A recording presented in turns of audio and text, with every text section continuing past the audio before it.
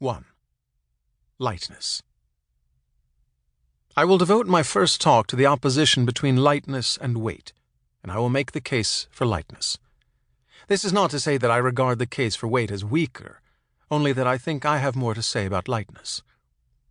After 4 decades of writing fiction, after exploring many avenues and undertaking various experiments, the time has come for me to seek a general definition of my work. I propose this one. My method has entailed, more often than not, the subtraction of weight. I have tried to remove weight from human figures, from celestial bodies, from cities. Above all, I have tried to remove weight from the structure of the story and from language. In this talk, I will try to explain, to myself as well as to you, why I have come to regard lightness as a virtue rather than a fault, where among the works of the past I find examples of my ideal of lightness, and how I locate this quality in the present and project it into the future. I'll start with the last point. When I began my career, the duty of every young writer, the categorical imperative, was to represent our times. Full of good intentions, I tried to become one with the ruthless energy that, collectively and individually, was driving the events of our century.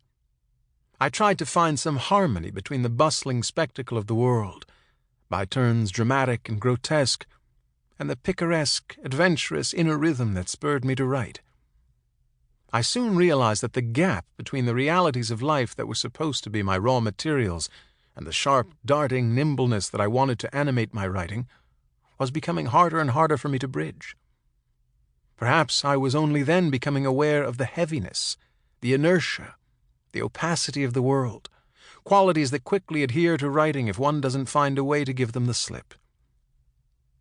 I sometimes felt that the whole world was turning to stone, a slow petrifaction, more advanced in some people and places than in others, but from which no aspect of life was spared.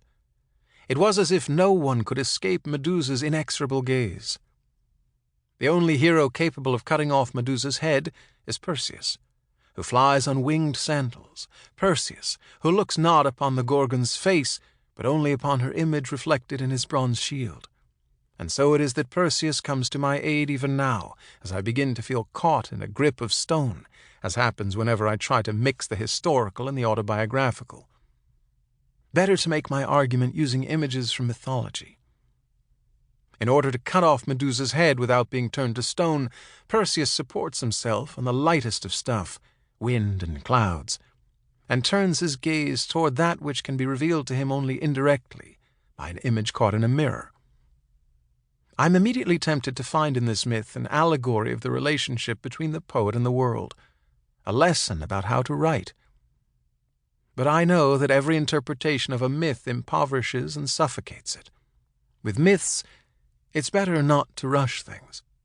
Better to let them settle in memory, pausing to consider their details, to ponder them without moving beyond the language of their images. The lesson we can draw from a myth lies within the literality of its story, not in what we add to it from without.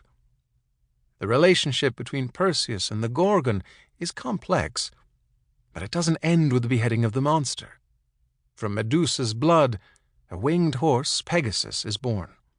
The heaviness of stone is transformed into its opposite, and with the stamp of a single hoof on Mount Helicon, a fountain springs forth from which the Muses drink. In some versions of the myth, it is Perseus who rides this marvelous horse, so dear to the Muses, born from the cursed blood of Medusa. The winged sandals, by the way, also come from the world of monsters. Perseus got them from Medusa's sisters, the Grææ, who shared a single eye.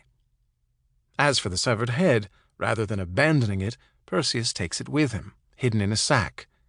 When in danger of defeat, he has only to show it to his enemies, lifting it by its mane of snakes, and in the hero's hand the bloody prize becomes an invincible weapon.